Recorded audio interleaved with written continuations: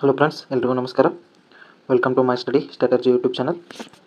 So ಇವತ್ತಿನ topic ಬಂದು electricity. So electricity ಬಗ್ಗೆ ಇವತ್ತು ತಿಳಿದುಕೊಳ್ಳೋಣ. ಹೊಸೊಬ್ಬರು ಯಾರಾದರೂ ನಮ್ಮ ಚಾನಲ್ನ ನೋಡ್ತಿದ್ರೆ ದಯವಿಟ್ಟು ಸಬ್ಸ್ಕ್ರೈಬ್ ಮಾಡ್ಕೊಳ್ಳಿ. ಸೊ ಇಲ್ಲಿ units of electricity, practical unit of electricity, effects on electric current, electric fuse, source of electricity, electromotive force ಬಗ್ಗೆ ನೋಡೋಣ. ಫಸ್ಟಿಗೆ ಎಲೆಕ್ಟ್ರಿಸಿಟಿ, ವಿದ್ಯುತ್ ಅಂದರೆ ಏನಂತ ನೋಡೋಣ. ವಸ್ತುಗಳು ತಮ್ಮ ಚಲನೆಯ ಸ್ಥಿತಿಯಿಂದಾಗಿ ಪಡೆದುಕೊಳ್ಳುವ ಶಕ್ತಿಯೇ ಚಲನಶಕ್ತಿ. ವಿದ್ಯುದಾವೇಶವಿರುವ ವಸ್ತುಗಳಿಗೂ ಇದು ಅನ್ವಯವಾಗುತ್ತದೆ.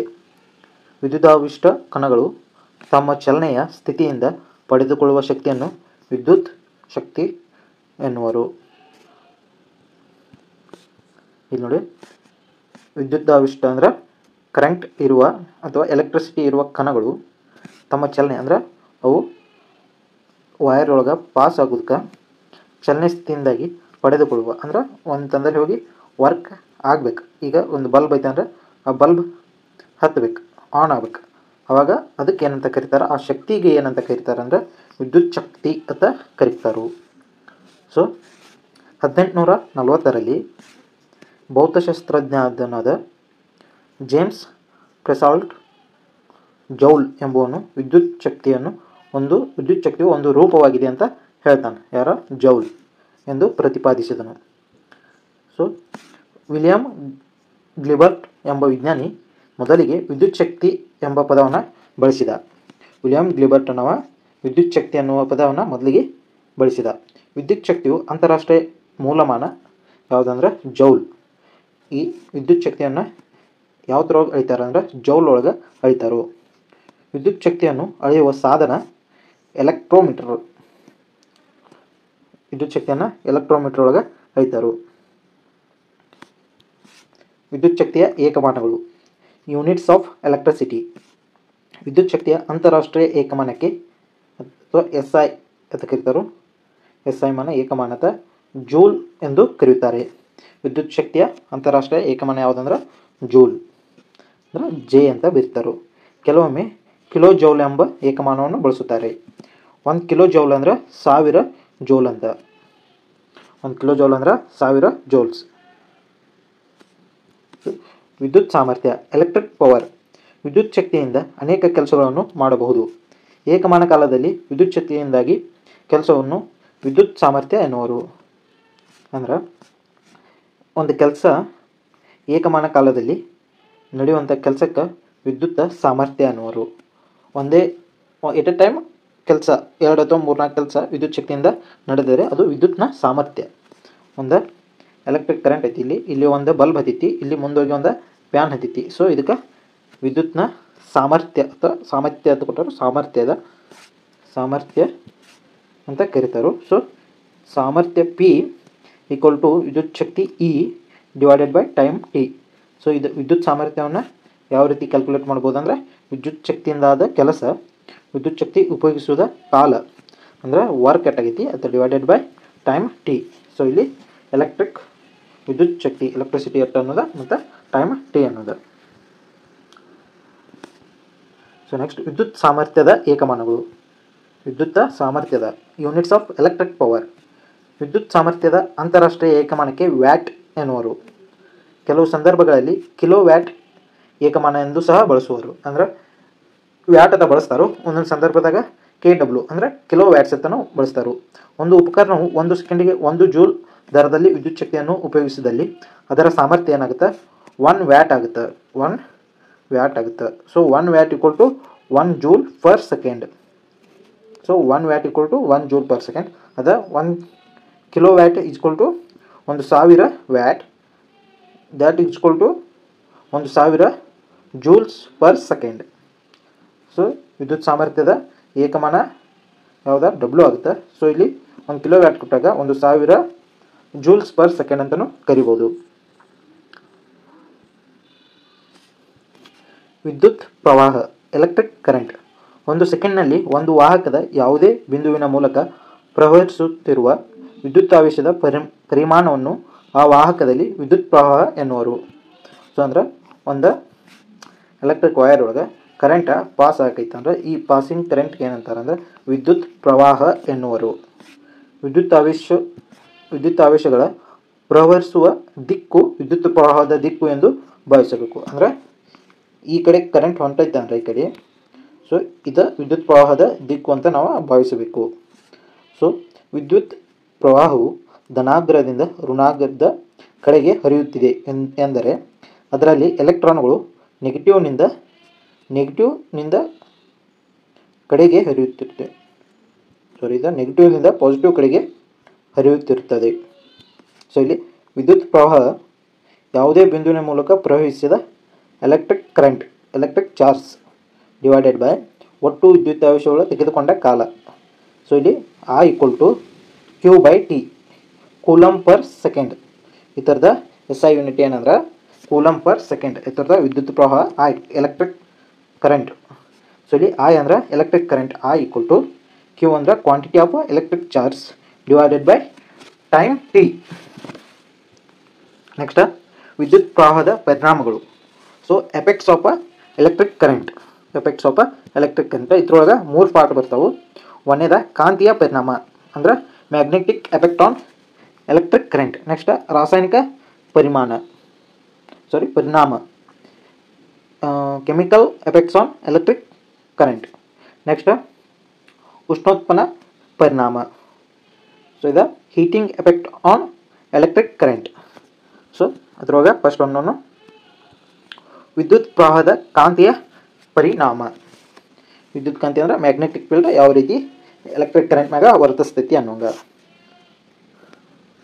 ಸೊ ಇಲ್ಲಿ ತಂತಿಯ ಮೂಲಕ ವಿದ್ಯುತ್ ಹರಿಯುತ್ತಿರುವಾಗ ಅದರ ಸುತ್ತ ಕಾಂತಕ್ಷೇತ್ರ ಉಂಟಾಗುತ್ತದೆ. ಇದನ್ನ ಯಾರು ಹೇಳಿದ್ರು?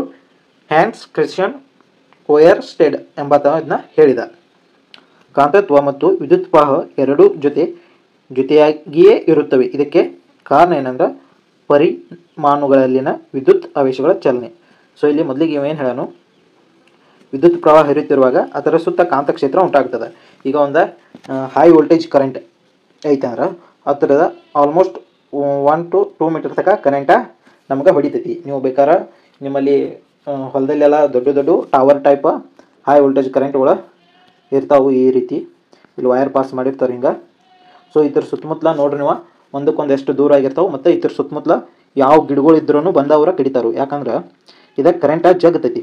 ಹೈ ವೋಲ್ಟೇಜ್ ಇರೋದ್ರಿಂದ ಆಲ್ಮೋಸ್ಟ್ ಇಲ್ಲಾಂದ್ರೂ ಒಂದು 20-30 ಫೂಟ್ದಷ್ಟಾದರೂ ಇದು ಕರೆಂಟನ್ನು ಜಗ್ತಾವು. ಸೊ ಅದ್ರ ಸಂಬಂಧ ಕರೆಂಟ್ ಕಾಂತಕ್ಷೇತ್ರ ಇರ್ತೈತಿ ಅನ್ನಂಗೆ. ಇಲ್ಲಿ ನೋಡಿ ಇದು ಎಲೆಕ್ಟ್ರಿಕ್ ಕರೆಂಟ್ ಐತೆ ತಿಳ್ಕೊರಿ. ಸೊ ಇದ್ರ ಸುತ್ತಮುತ್ತಲ ಏನೈತಿ ಕಾಂತಕ್ಷೇತ್ರ ಉಂಟಾಗ್ತದೆ.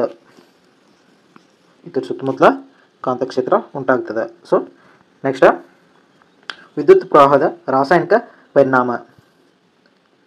ಕೆಲವು ರಾಸಾಯನಿಕ ಸಂಯುಕ್ತಗಳ ಮೂಲಕ ವಿದ್ಯುತ್ ಹರಿಯುವಾಗ ಆ ಸಂಯುಕ್ತವು ಬದಲಾವಣೆಗಳಿಗೆ ಒಳಗಾಗುತ್ತದೆ. ಇದನ್ನು ವಿದ್ಯುತ್ ಪ್ರವಾಹದ ರಾಸಾಯನಿಕ ಪರಿಣಾಮ ಎನ್ನುವರು. ಅಂದ್ರೆ ಒಂದು ಕೆಮಿಕಲ್ಸ್ದಾಗ ವಿದ್ಯುತ್ ಪ್ರವಾಹ ಆಗ್ತಿತ್ತಂದ್ರೆ ಆ ಥರದ ಕೆಮಿಕಲ್ಸ್ ಏನೇ ಚೇಂಜಸ್ ಆಗ್ತದೆ ಅಂತ ಹೇಳ್ಯಾರು. ಇಲ್ಲಿ ಯಾವ ಸಂಯುಕ್ತ ವಸ್ತುಗಳು ದ್ರವ ಸ್ಥಿತಿಯಲ್ಲಿದ್ದಾಗ ವಿದ್ಯುತ್ತನ್ನು ಹರಿಯಲು ಬಿಡುತ್ತದೆಯೋ ಅವು ವಿದ್ಯುದ್ವಿಭಾಜಕಗಳು ಅಥವಾ ಎಲೆಕ್ಟ್ರೋಲೈಟ್ಗಳು ಎನ್ನುವರು. ಉದಾಹರಣೆಗೆ ತಾಮ್ರದ ಸಲ್ಫೇಟ್, ಸಲ್ಫ್ಯೂರಿಕ್ ಆಮ್ಲ, ಸೋಡಿಯಂ ಕ್ಲೋರೈಡ್.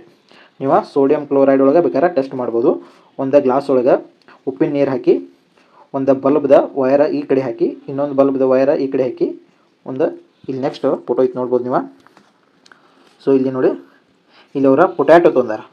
ಸೊ ಪೊಟ್ಯಾಟೊ ಒಳಗೆ ಇಲ್ಲಿ ಬ್ಯಾಟ್ರಿಯಿಂದ ಒಂದು ವೈರ್ ಇದು ಕೊಟ್ಟಾರು. ಸೊ ಪಾಸಿಟಿವ್ ವೈರ್ ಇಲ್ಲಿ ಕೊಟ್ಟಾರು, ನೆಗೆಟಿವ್ ವೈರ ಇಲ್ಲಿ ಬಲ್ಬ್ ಕೊಟ್ಟ, ನೆಕ್ಸ್ಟ್ ವೈರ ಇದನ್ನ ಕಂಟಿನ್ಯೂ ತಂದ ಇಲ್ಲಿ ಪೊಟ್ಯಾಟೊ ಕೊಟ್ಟಾರು. ಸೊ ಇಲ್ಲಿ ಪೊಟ್ಯಾಟೊ ಒಳಗಿನ ಆಮ್ಲ ಏನೈತಿ ಇದ್ರೊಳಗೆ ಕರೆಂಟ್ ಪಾಸಾಗಿ ಈ bulb ಉರಿತೈತಿ.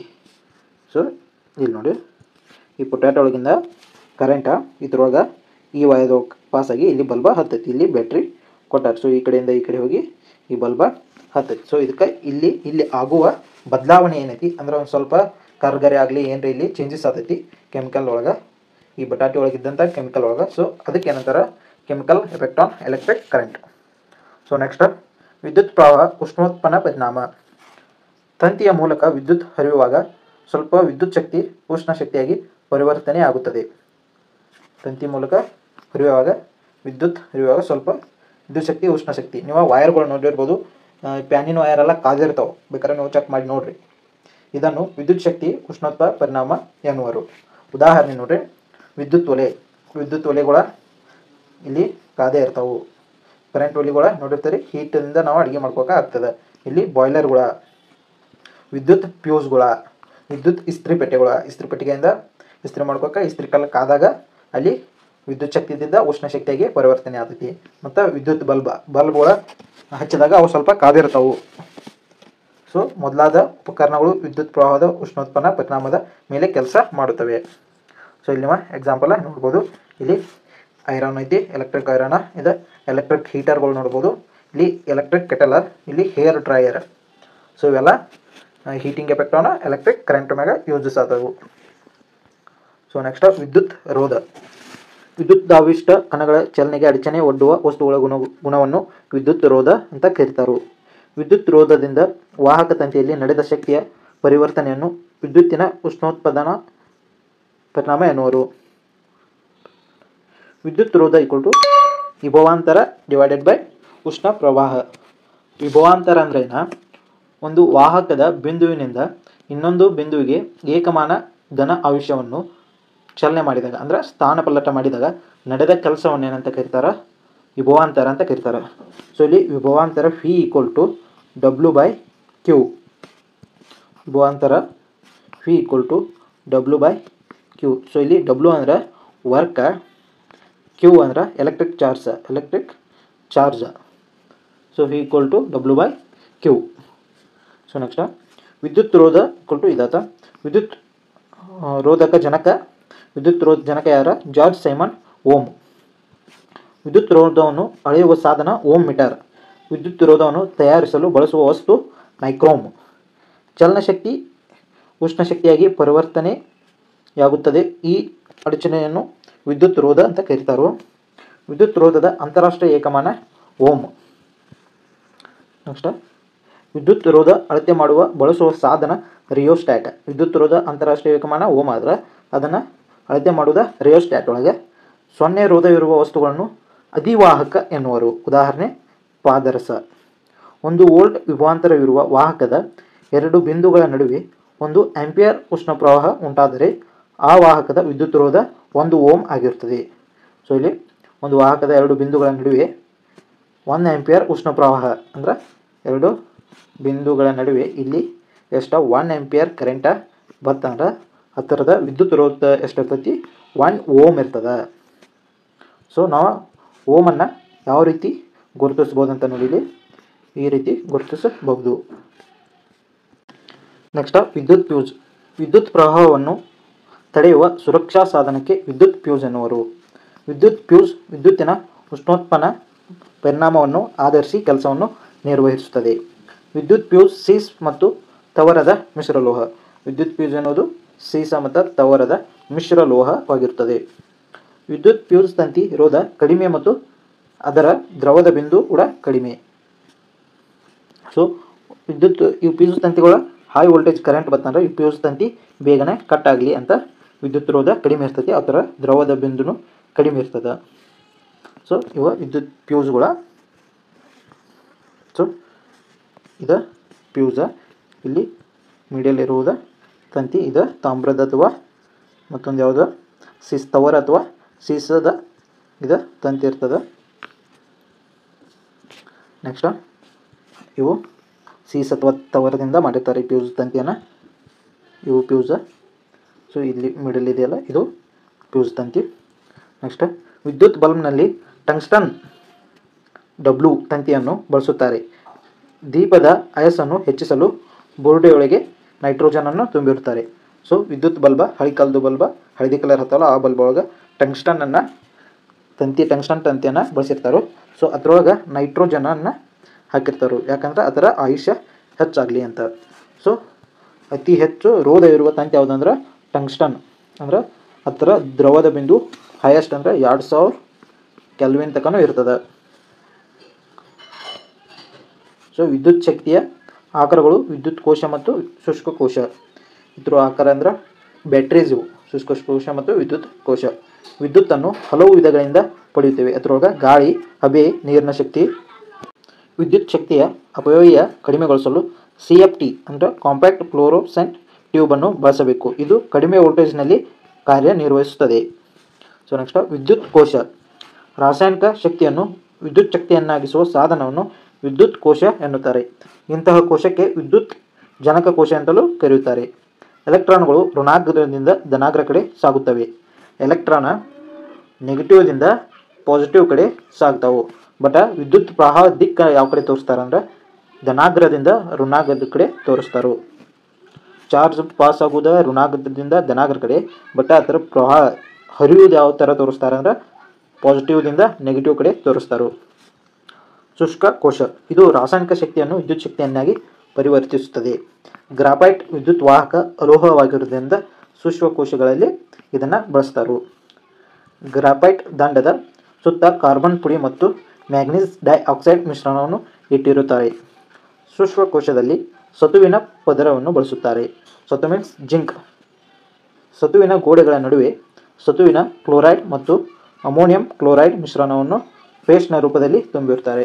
Ammonium chloride NH4Cl, zinc chloride Zn2Cl. So ಇವನ್ನ ಬಳಸುತ್ತಾರೆ. ನಿಕ್ಕಲ್ ಮತ್ತು ಕ್ಯಾಡ್ಮಿಯಂ ವಿದ್ಯುತ್ ಕೋಶಗಳು ದೀರ್ಘ ಬಾಳಿಕೆ ಬರುತ್ತವೆ. So electric source of electricity. So ಇಲ್ಲಿ ಹೈಡ್ರೋ ಎಲೆಕ್ಟ್ರಿಕ್ ನೀರಿನಿಂದ, ಥರ್ಮಲ್ ಎಲೆಕ್ಟ್ರಿಕ್ ನ್ಯೂಕ್ಲಿಯರ್, ಮತ್ತು ಇಲ್ಲಿ ವಿಂಡ, ಸೋಲಾರ ಸೂರ್ಯನ ಬೆಳಕು ಮುಖಾಂತರ, ಥರ್ಮೋ ಎಲೆಕ್ಟ್ರಿಸಿಟಿ ಅಂದರೆ ಕೋಲ ಕಲ್ಲಿದ್ದಲಿಂದ, ಥರ್ಮೋ ಎಲೆಕ್ಟ್ರಿಕ್ ಗ್ಯಾಸ್, ಮತ್ತು ಇದು ಡ್ಯಾಮ್ದಿಂದ. ಈ ಥರ ನಾವು ಕರೆಂಟನ್ನು ಪಡಿಬೋದು. ಸೊ ಇಲ್ಲಿ ಕೂಡ ಕೋಲ್ದಿಂದ, ಕಲ್ಲಿದ್ದಲಿಂದ, ವಿಂಡ್ ಎನರ್ಜಿ ಗಾಳಿ ಶಕ್ತಿಯಿಂದ, ಯುರೇನಿಯಂದಿಂದ, ಪೆಟ್ರೋಲಿಯಂದಿಂದನೂ ಕರೆಂಟ್ ಉತ್ಪಾದಿಸ್ಬೋದು. ಹೈಡ್ರೋ ಪವರ್ ನೀರಿನ ಮುಖಾಂತರ, solar energy, geothermal, hydrogen, electricity, natural gas, ಇವೆಲ್ಲಂತರ ಮುಖಾಂತರ ನಾವು ಎನರ್ಜಿಯನ್ನು ಪಡಿಬೋದು. ಸೊ ಇಲ್ಲಿಗೆ ಈ ಕ್ಲಾಸ್ ಕಂಪ್ಲೀಟ. ಮುಂದಿನ ಕ್ಲಾಸ್ ಒಳಗೆ ಇದ್ರ ಮ್ಯಾಗ ಸ್ವಲ್ಪ ಕ್ವಶನ್ಗಳನ್ನ ತೊಗೊಂಬರ್ತೀನಿ. Thank you.